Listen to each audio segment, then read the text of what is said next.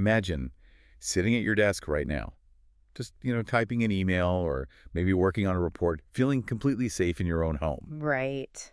But what you don't know is that the exact words you are choosing to type, like your unique vocabulary, the specific phrasing you always rely on, it's acting as a lethal password. Yeah. And when you hit the final period of that paragraph, the very desk you are sitting at is going to kill you. You are literally typing the code for your own execution. It's terrifying. It is. So today we are deconstructing a locked room mystery where the weapon wasn't a gun or, a poison drink. It was syntax itself. Which fundamentally rewrites our entire understanding of a crime scene. I mean, we are so used to looking for physical forensics. Like bullet trajectories, right? Exactly, or the specific chemical compound of a toxin. But what happens when the mechanism of death is woven directly into the victim's own habitual behavior? Wow, yeah. What happens when a murder is engineered with such terrifying mechanical precision that the killer doesn't even need to be on the same continent, let alone, in the same room? And that is exactly the diagnostic landscape we are stepping into today for you. It defies everything we think we know about how a crime is actually committed. It really does. We are taking you on a deep dive into an event that sounds like it was ripped straight out of like a Pulp Fiction paperback. But the source material we are looking at proves it played out in absolute reality. Step by step. Right. Our mission today is to deconstruct this locked room mystery, and we have a massive stack of sources to guide us. We've got an incredibly dense, heavily redacted, official investigative report. We've got transcripts of chilling witness testimony, and this digital manuscript known in the case files only as the red ink. The red ink, yeah. And we're going to tear this apart wire by wire, line by line. Because it is a phenomenal, if deeply macabre, puzzle. The setting alone is something that would make Edgar Allan Poe jealous. Oh, for sure. It is the absolute perfect incubator for a psychological nightmare. So let's set the stage for you. Imagine a massive, sprawling Gothic mansion, the Winters Estate. It sits on hundreds of acres of private, heavily wooded land. Totally isolated. Right. And on this particular night, it is completely cut off from the rest of the world by a blinding historic blizzard. We are talking zero visibility, roads buried under feet of snow, just impassable to any vehicle. Even the local phone lines are down due to ice accumulation. Exactly. It is a fortress of absolute solitude. And trapped inside this fortress is Arthur Winters. Arthur Winters. I mean, if you follow modern literature at all, that name is ubiquitous. Right. He's a genius billionaire, arguably the world's most famous and financially successful mystery novelist. This is a man whose entire empire, his entire brand, was built on constructing inescapable traps and unsolvable crimes on paper. He was the architect of the impossible crime. Yes. And to truly understand this macabre masterpiece, and I'm using the word masterpiece strictly in terms of its terrifying execution, not as morality, obviously. Sure. We cannot just start with his body on the floor of that locked study. If we do that, we miss the entire architecture of the event. We'd just be looking at the rubble of an explosion without actually understanding the bomb. Which is a huge mistake. Right. So our strategy for this deep dive is strict chronology. We are going to reconstruct these events in exact chronological order, starting not with the night of the blizzard, but decades earlier. To uncover the real motive. Exactly. A motive so dark it borders on the mythological. And then we are going to track the precise, mind-bending technical engineering of this death trap, minute by minute. Which is really the only academically honest way to approach this. I mean, the architecture of this crime wasn't conceived in a weekend. No? It was a 20-year construction project. It requires us to look at the psychology of an obsession that was meticulously sculpted over thousands of days. And that is the central question we have to answer today for you, the listener. How does the author of the world's greatest murder mysteries fall victim to a plot that completely, utterly outsmarts his own purported genius? How does the man who invented the modern locked room mystery get caught and executed in one of his own making? Well, to answer that, we have to rewind the clock. We have to go back 20 years to the actual origin of the Winters Empire. So let's dig into that dark history. Because Arthur Winters wasn't always a billionaire living in a snowed-in Gothic mansion. No, he wasn't. 20 years ago, he was just a struggling writer looking for a break. And his catalyst, the absolute explosive source of his immense wealth and global fame, was his debut novel, the one that basically redefined the mystery genre overnight.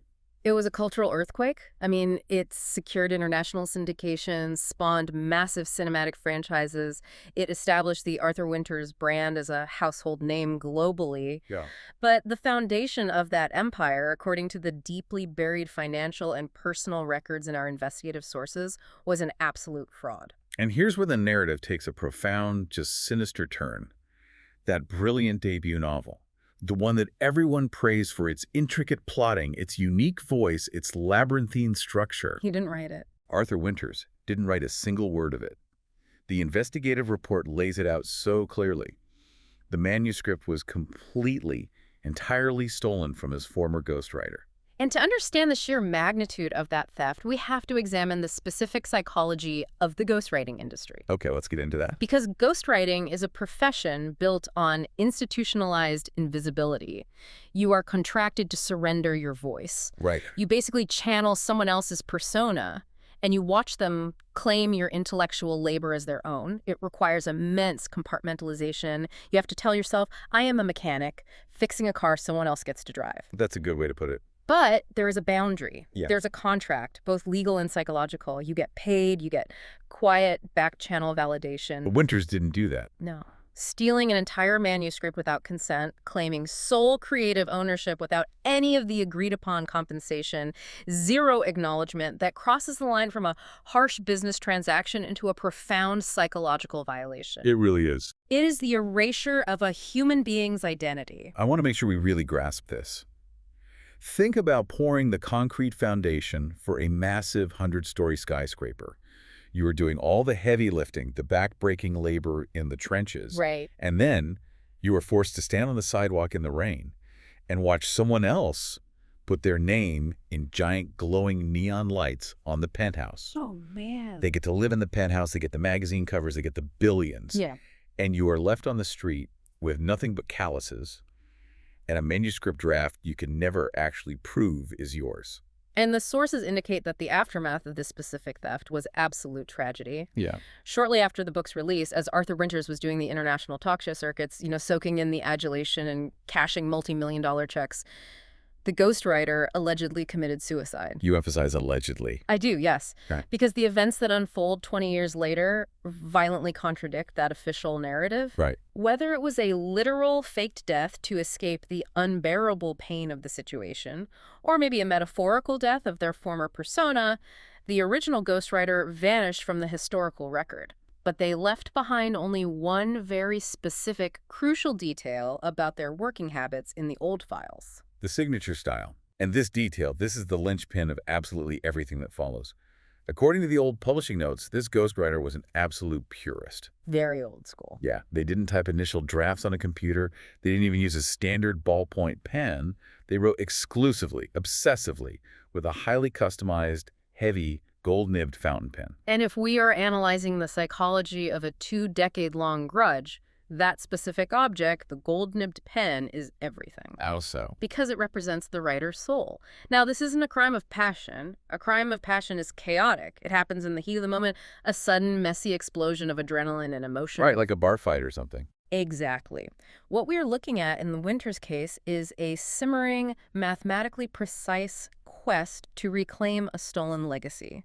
It is cold. It is calculating. But hold on, I really have to challenge the logistics of this. 20 years. How does a human being hold on to that specific targeted level of rage without slipping up? It's hard to fathom. Without moving on, Yeah. or without just getting exhausted by their own anger. I mean, most people can't hold a grudge about a terrible boss for 20 months without eventually focusing on their new job. Sure. To wake up every single morning for 7,300 days with the singular, unyielding goal of murdering the man who stole your book. That requires a terrifying, almost inhuman level of discipline. It does. It requires transforming the anger from a volatile emotion into a vocation. The rage essentially becomes their life's work, their new religion. Wow. They didn't just stay angry, they studied. They became engineers, software developers, behavioral psychologists. Yeah. And the incorporation of that specific gold-nibbed pen as the ultimate murder weapon. That elevates the act from a simple assassination to extreme theatrical poetic justice. The killer is making a declarative statement. The very instrument of the genius you stole from me is the exact physical instrument of your destruction. It is taking a tool of creation and forging it into a literal sword. Exactly. So we have the motive established. Mm. We have a brilliant ghostwriter who has spent 20 years stewing in the shadows, watching Arthur Winters build a global empire on their stolen intellectual property. Right. But wanting to kill a paranoid billionaire in a heavily fortified, isolated mansion is one thing. Actually pulling it off and doing it in a way that shatters the laws of forensic science is another entirely. Yeah. Which brings us to the physical engineering of this nightmare. And this is where the sheer mechanical brilliance, really, the malicious engineering of the plot becomes undeniable. Because the killer didn't just bribe a guard, walk into the room, and stab him. Yeah. They weaponized Arthur's own personal sanctuary against him. Let's dive deep into the physical mechanics of this. Because this was not a poisoned bottle of scotch. It wasn't a bomb wired to the ignition of his sports car. Too simple. Right. The killer managed to secretly build a high-tension spring mechanism completely hidden inside Arthur's own writing desk. Yeah. We are talking about a massive, heavy, custom-built, solid oak desk in his locked study. And the structural physics required to pull this off are just staggering. Walk us through that. Let's break down what a high-tension spring capable of driving a projectile through a human sternum actually looks like. You are dealing with immense potential energy. Right. If you just shove a heavy coil spring into a hollowed-out desk drawer, the sheer pressure of the compressed steel would warp the wood. The desk would creak loudly every time the temperature changed. It would be entirely obvious. Exactly. So how do you hide a loaded ballista inside a piece of office furniture without anyone noticing? You have to utilize advanced structural reinforcement. The investigative report details that the killer didn't just hollow out a space. They lined the interior cavity with high-tensile carbon fiber to absorb the outward pressure of the compressed spring. Carbon fiber. That is wild. Yeah, and they used a sophisticated latching mechanism, likely a searing catch system similar to what you'd find in a high-powered crossbow, but miniaturized. Okay, but what about the noise? Right, they had to implement aggressive acoustic dampening. They used acoustic foam and a vacuum-sealed housing around the spring. A vacuum seal. Yes, that ensured that as the tension was maintained over months, or even as the mechanism slightly shifted, Arthur Winters heard absolutely nothing. Dead silence. And the projectile waiting in that carbon fiber-lined vacuum-sealed tube wasn't a bullet. It wasn't a steel bolt. It was that customized gold-nibbed fountain pen. Yes. But wait, a gold nib is relatively soft metal, right? Yeah. I mean, if it hits a human sternum, wouldn't it just crumple? That's where the forensics report gets deeply disturbing. The pen was recovered from the scene. The exterior looked exactly like the vintage fountain pen the ghostwriter favored. Okay. But the interior barrel had been completely cored out and reinforced with a tungsten steel rod. Oh, wow. Yeah. The gold nib was essentially just a decorative sheath over a hardened, armor-piercing spike. It was positioned perfectly, waiting in the absolute dark inside the desk, aimed precisely at the spatial coordinates where Arthur Winters' chest would rest when he leaned in to type. That is just next level. Okay, so you have a loaded, silent cannon hidden in a desk, but a cannon needs a fuse, right? A spring mechanism needs a trigger. Exactly. And if the room is locked from the inside, the killer can't just, pull a tripwire from the hallway. So. This is where the mechanical engineering shakes hands with advanced software coding. And it is arguably the most sophisticated aspect of the entire crime scene. They had to bridge the gap between physical potential energy and a digital command. Let's talk about the trigger system, because Arthur Winters was famously eccentric. He wrote on a beautifully restored vintage 1940s mechanical typewriter that sat squarely on this massive desk. Right. But he wasn't a total Luddite. He wanted digital backups of his work. So he had this custom setup where the mechanical typewriter was essentially modified to act as a tactile keyboard for his modern computer system. It's a fairly common modification for wealthy writers who want the sensory feedback of clacking keys but the convenience of a modern word processor. Yeah. Underneath the typewriter, a sensor board reads the physical keystrokes and sends them to the computer. But the killer compromised this closed loop.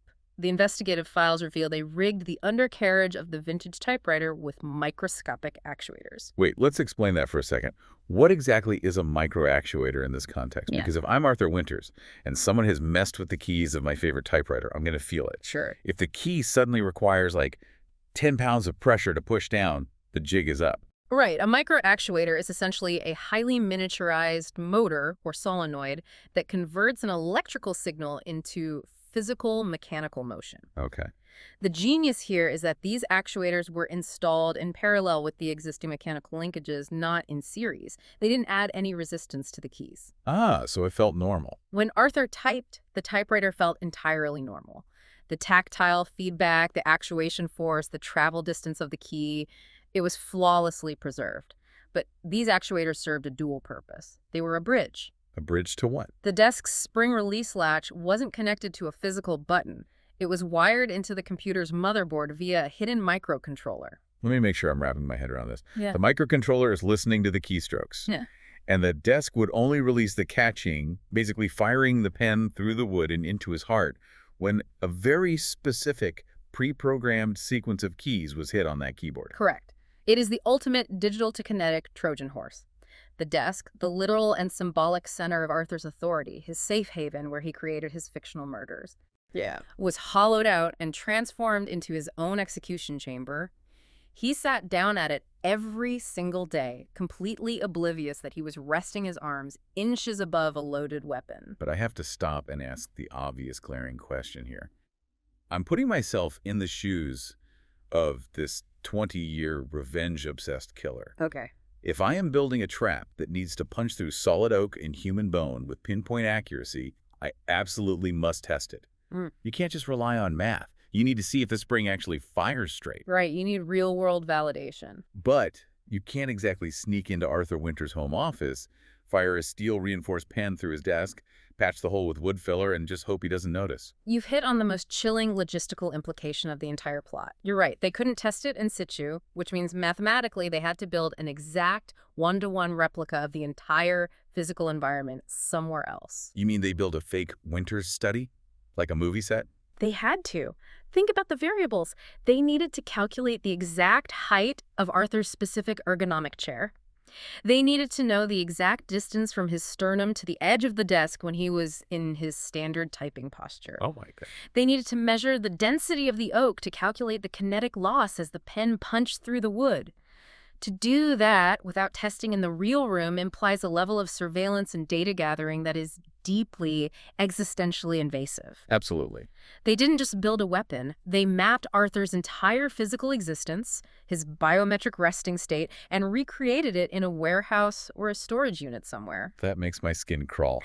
The idea that someone studied the exact slouch of your shoulders just to calibrate a murder weapon, it's stalker behavior elevated to weaponized engineering. It really is. But as terrifying as the physical replica is, the software integration is even more intimate because you have a trigger based on typing. Right. If I build a bomb that goes off when you type a password, that's easy. I just tell you to type the password.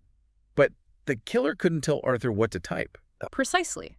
You can't program the trap to trigger on a common word like the or and. Right. If you do that, the trap fires at 10 a.m. while Arthur is sitting awkwardly, maybe leaning to the side to grab a coffee, typing a mundane email to his accountant. And then it misses. Exactly. The pen fires, misses his heart, hits his shoulder, and the whole 20-year plot fails. Right. They needed an absolute guarantee. They needed Arthur to be sitting in exactly the right posture, dead center, leaning in, completely deep in thought and utterly vulnerable. How do you ensure that? You don't rely on random chance. Yeah. You rely on the science of forensic linguistics and stylometry. You weaponize human habit. You have to write a behavioral algorithm. Okay, let's unpack this concept of the lexical footprint. How exactly does one person predict what another person is going to type before they type it? Well, think about the concept of an enneagram in computational linguistics. An engram. Yeah, an enneagram is a contiguous sequence of items, in this case, words from a given sample of text. Every single writer, no matter how versatile they think they are, possesses a distinct unconscious linguistic fingerprint. Okay. You have favorite word pairings, you have specific rhythms of syntax you fall back on when describing tension or fear or relief. You have a unique lexical footprint. So it's like a subconscious tell in poker, but for vocabulary. Exactly. And the killer analyzed 20 years of Arthur Winter's published work. Work, mind you, that was originally built upon the stylistic foundation of the killer's own stolen manuscript. Oh, wow.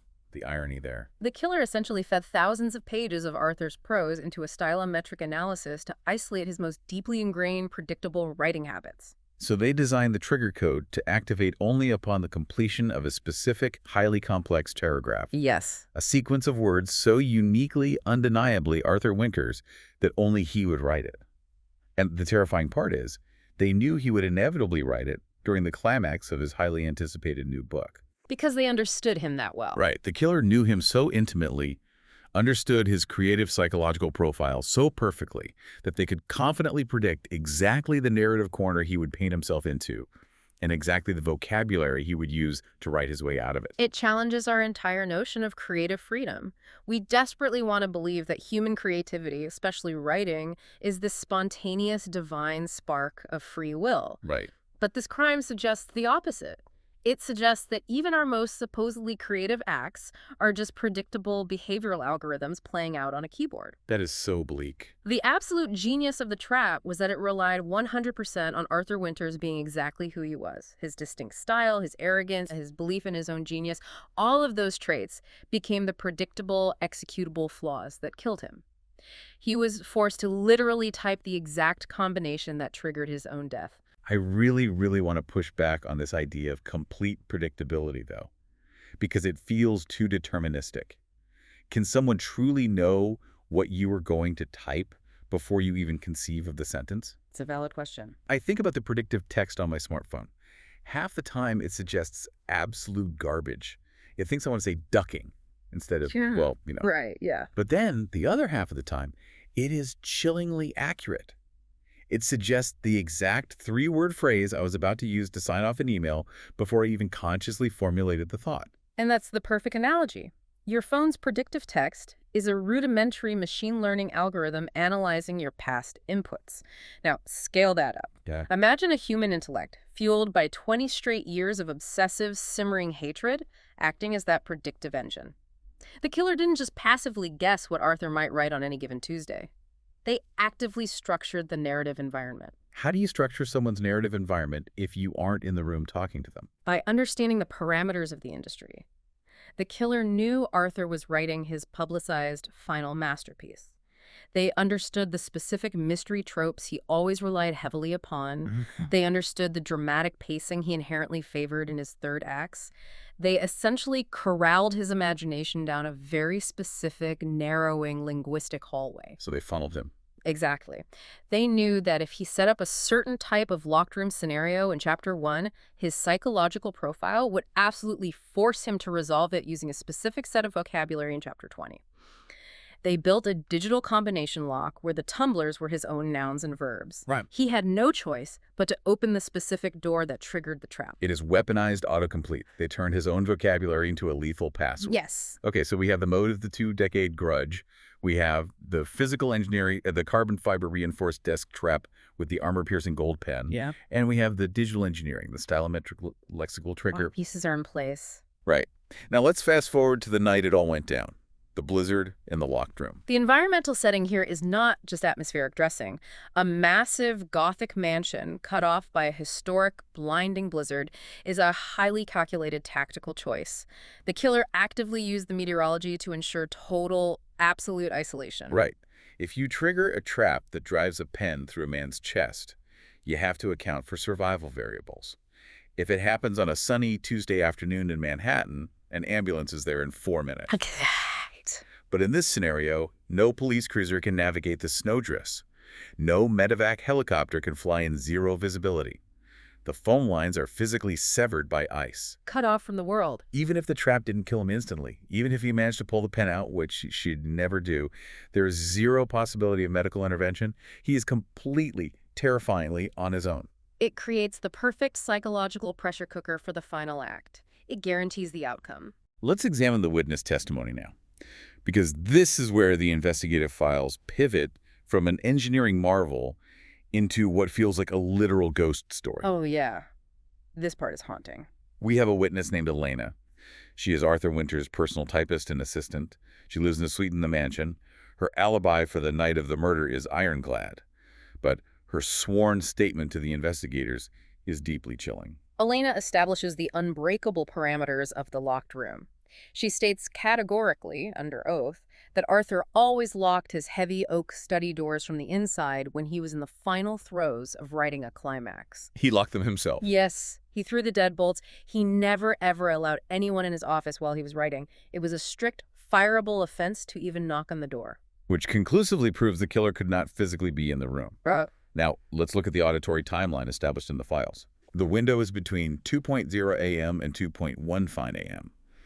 The mansion is dead silent, insulated by the snow, except for the howling of the blizzard wind against the glass. Elena is safely in her own bedroom, located just down the long hallway from Arthur's study. And she hears it. Right. The distinct, heavy, rhythmic sound of mechanical typing coming from inside Arthur's locked office. Clack, clack, clack. The unmistakable heavy stride of the vintage 1940s typewriter echoing through the silent halls of the mansion. It's so eerie. It's a completely mundane sound. She's heard it 1,000 times before. But in the context of what we know is happening, it is the sound of a mechanical countdown clock. But here's the massive, brain-breaking digital impossibility. Yeah. The puzzle piece from her testimony that absolutely defies logic. Yeah. Elena states that she was lying in bed, awake, listening to the typing. And in her hands, resting on her lap, she was holding the only wireless keyboard paired to the central computer system in Arthur's office. We need to clearly explain the cybersecurity mechanics of this setup to understand the impossibility. Yep. For Arthur to use his purely mechanical vintage typewriter to input digital text into the modern computer, the physical keystrokes had to be translated into Bluetooth or RF signals and routed through a master receiver. Right. Elena, as his assistant, possessed the master wireless keyboard. She used it to remotely format his drafts, fix typos, or review his live work from the comfort of her own room without disturbing him.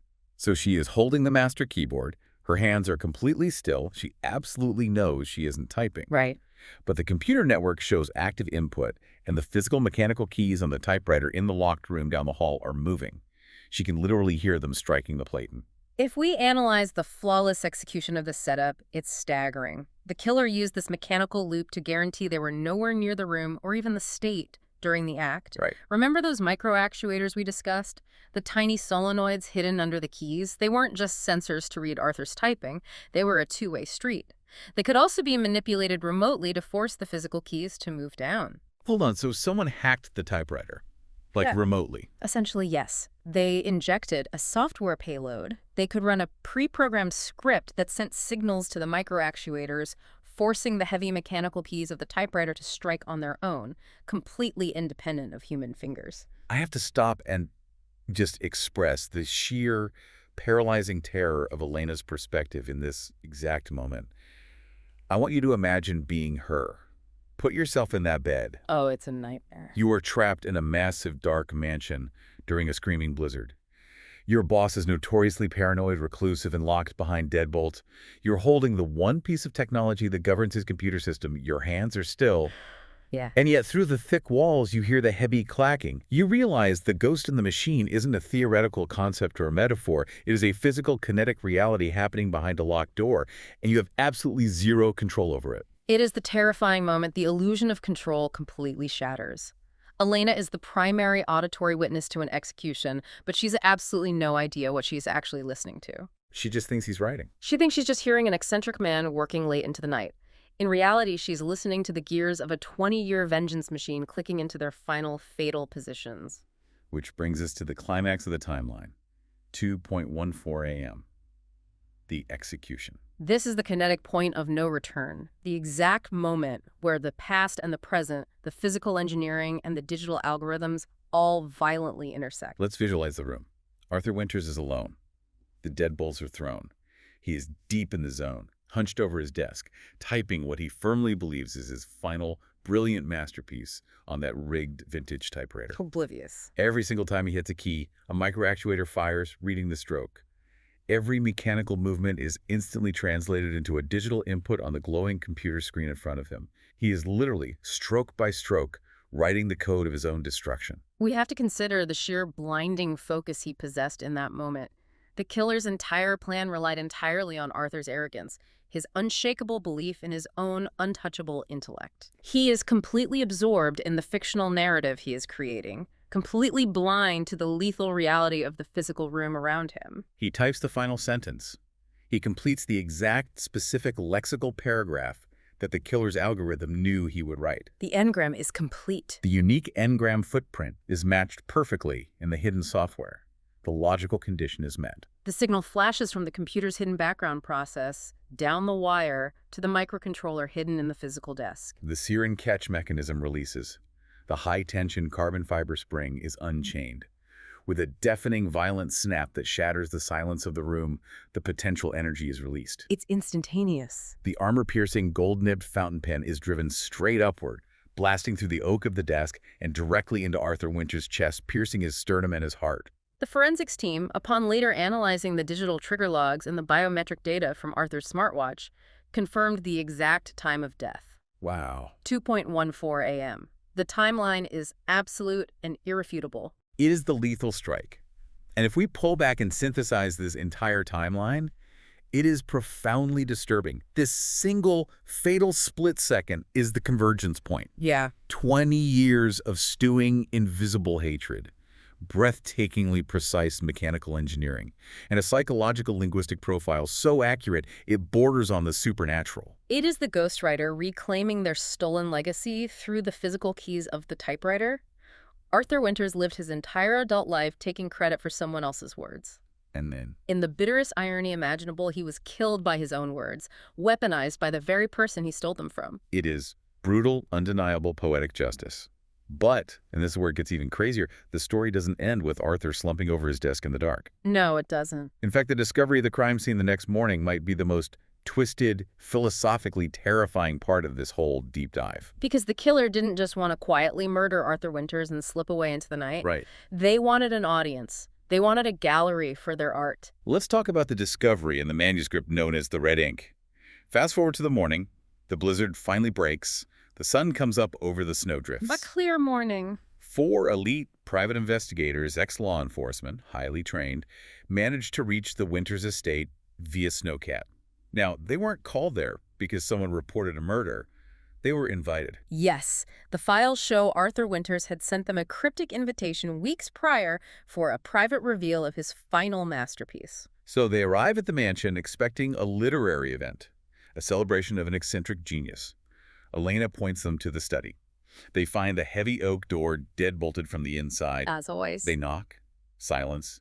They eventually have to physically breach the door, breaking the frame, expecting to find the author asleep, or maybe ready to hold court with a glass of champagne. Instead, they find the perfect locked room scenario. Arthur Winters is dead at his desk, the gold pen protruding from his chest. And the room? The room is immaculate. No shattered windows, no secret passages, no footprints in the snow outside. Total undisturbed isolation. But as trained investigators, their attention isn't solely drawn to the body. It is drawn to the desk, specifically to the glowing computer monitor. Right, because the document open on the screen wasn't a standard word processing file. It wasn't a static manuscript waiting to be printed and shipped to a publisher. No, it was a live, self-updating, dynamically generating manuscript. The title header at the very top of the screen read simply, "The Red Ink." God, that's creepy. And as the investigator stood there in the freezing room, trying to process the impossible physics of the murdered man in front of them, they began to read the text on the screen. It detailed the entire murder. Every detail. The mechanics of the desk, the software trigger, the 20-year history, word for word. And the final typed sentence found on Arthur's screen, the sentence that the killer's remote payload typed out exactly as the pen struck Arthur's chest read. And at exactly 2:14 a.m., the ink turned to blood as the pen pierced his heart. The audacity of that is just breathtaking. I mean, let's just sit with that level of psychological dominance for a second. The killer didn't just want him dead. They wanted to literally write the final chapter of his life for him, word for exact word. Yes. They wanted to turn his murder into a piece of undeniable performance art. It is the ultimate, indisputable flex of power. This live manuscript, the red ink, served multiple functional purposes simultaneously. Like what? Well, first, it was a villain's monologue. It was a total confession. The killer is proudly announcing their presence, their grievance, and their methodology. Okay. Second, it acted as a digital trigger log. It proved to the authorities exactly how and when the mechanism was activated, basically mocking their forensic science. Wow. But most importantly, it was the ghostwriter's true final masterpiece. They finally got to publish a perfect locked room mystery under their own terms, using the world's most famous author as the literal medium of the art. It's like the killer is screaming through the screen. You thought you were the grandmaster of the locked room mystery. You hack. Let me show you how it's really done in reality. Let me write a mystery so structurally perfect that you become the bleeding victim inside it. It's incredibly dark, it's vicious, but from an architectural standpoint, you absolutely cannot help but be disturbed by the sheer brilliance of it. But, and this is a big but the narrative architecture of this crime doesn't stop at the confines of the Winters estate. The ghostwriter wasn't finished. Yeah. And this is where the investigative report takes a turn into a concept that is deeply unsettling. Right. We have to talk about the meta twist. Because when I was reading through the source materials for this deep dive late last night, this is the part that genuinely made the hair on the back of my neck stand up. I don't blame you. The script continues. When the forensic cyber investigators arrived and plugged in their secure drives to download the red ink file, aiming to preserve the digital evidence before the computer lost power, they realized something terrifying about the file parameters. It was too big. The manuscript didn't end with Arthur's death at 2:14 a.m. The file size was way too large for just a confession. There was more text. The killer hadn't just pre-programmed the narrative events up to the moment of the murder. They had extrapolated further. Much, much further. The scientific concept we are dealing with here is informational contagion, or in philosophical terms, something akin to Rocco's basilisk or a mimetic virus. Explain that for the listeners. It's the idea that a narrative structure can be so potent, so perfectly engineered, that simply by reading it, simply by interacting with the information, you become a participant, you become part of the code. The official investigative report states that the downloaded file explicitly describes the aftermath of the murder. But it doesn't just describe the cops breaking down the door or the autopsy. It breaks the fourth wall entirely. The script explicitly describes us. It describes two people, analyzing the case, breaking down the physical mechanics of the carbon fiber desk, sitting in a studio, discussing the intricacies of the high-tension spring, debating the science of the lexical footprint, and analyzing the psychology of a 20-year grudge. It describes this exact conversation, right down to the cadence. The file in the source material states that the manuscript details two hosts discussing the case right before the lights in their room suddenly go dark. Yeah. And there's a specific chilling detail mentioned in the redacted source, the studio monitor suddenly flickering. Why? Because, and I quote directly from the killer's text, someone else is finishing the chapter for us. It's a psychological payload. It's designed to be delivered not just to the initial investigators who found the file, but by mimetic extension to anyone who studies the case in the future. Anyone reading it. By observing the trap, by dissecting the methodology, you step inside the boundaries of the trap. The ghostwriter's vengeance wasn't just about killing Arthur Winters. It was about proving their absolute, godlike narrative dominance over anyone who dared to read their work. They wanted to show off. They wanted to show that they could predict the reactions of the people studying the crime just as easily as they predicted Arthur's vocabulary.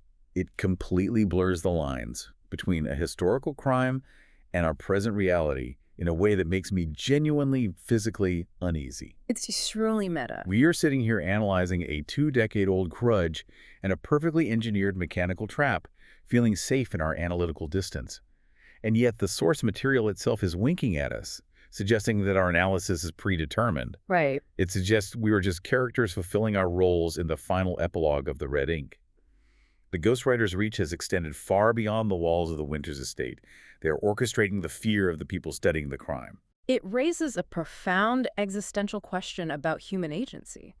Are we simply reacting predictably to the spectacular stimuli presented in the case file? Are we hitting the exact conversational beats, the exact tones of shock and awe that the author mathematically knew we would hit? By expressing our amazement at the engineering, are we just fulfilling the parameters of a behavioral algorithm they set in motion 20 years ago? Okay, that is a deeply terrifying thought to leave hanging in the air. The idea that our own curiosity is just another predictable anagram in someone else's code. It is. So let's try to pull this all together and summarize the sheer, staggering scale of what we've unpacked today. We started with a chronological journey that spans thousands of days. We began with the stolen manuscript, a ghostwriter entirely stripped of their identity, their financial reward, and their life's work.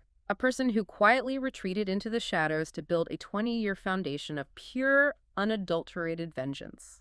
We tracked how that invisible vengeance evolved into an agonizingly precise mechanical setup, the covert hollowing out of a heavy oak desk. The physics of potential energy stored in a high-tension carbon fiber spring. The integration of microscopic actuators into a vintage mechanical typewriter. The flawless transformation of a writer's safe haven into a lethal Trojan horse. We analyzed the digital genius of stylometry and the lexical footprint, the weaponization of human habit, turning Arthur Winter's own predictable, arrogant vocabulary into the password that unlocked his doom. We stood in the dark with Elena, listening to the impossible, terrifying sounds of a remote-controlled ghost typing in a locked room during a blinding blizzard. The clack, clack, clack. We broke down the kinetic climax at exactly 2:17 a.m., where physical mechanics and digital software is synchronized perfectly to drive an armor-piercing gold-nibbed pen through a billionaire's heart. And finally, we confronted the terrifying performance art of the red ink, a live, dynamically generating manuscript that didn't just document a murder, but bled out of the computer screen, infected the investigators, and eventually seeped into the reality of this very room. It is a locked room mystery that completely shatters and redefines the genre. But as we wrap up this deep dive, I want to pull this away from Arthur Winters and direct it right at you. The listener. I want to leave you with a final provocative thought. Something to seriously mull over the next time you sit down at your own computer, open your laptop, or pick up your smartphone. Because the entire elaborate architecture of Arthur Winter's demise was built entirely on his predictability. The killer knew him so well that his mundane daily routine became the trigger for a lethal trap. So ask yourself, if someone with infinite patience were to study you closely enough, if they were to observe your daily routines, scrape your digital footprints, analyze your most deeply ingrained subconscious habits, what would they find? Think about the autocorrect on your phone. Think about the specific, repetitive way you phrase your work emails. With seemingly innocent, everyday action, the exact cadence of your keystrokes, the specific phrase you always use to say goodbye, the exact time you unlock your front door, could be mathematically mapped and weaponized against you. What is the deeply predictable flaw in your own personal algorithm that could be the trigger for your downfall? It's a chilling reminder that, despite our belief in our own complex individuality, we are all, to a highly exploitable extent, creatures of deeply ingrained habit. We absolutely are. And on that profoundly unsettling note, we're going to wrap things up. But remember, the final meta-warning embedded in the source material we analyzed today, the manuscript doesn't stop. Keep listening, because the next line is about you.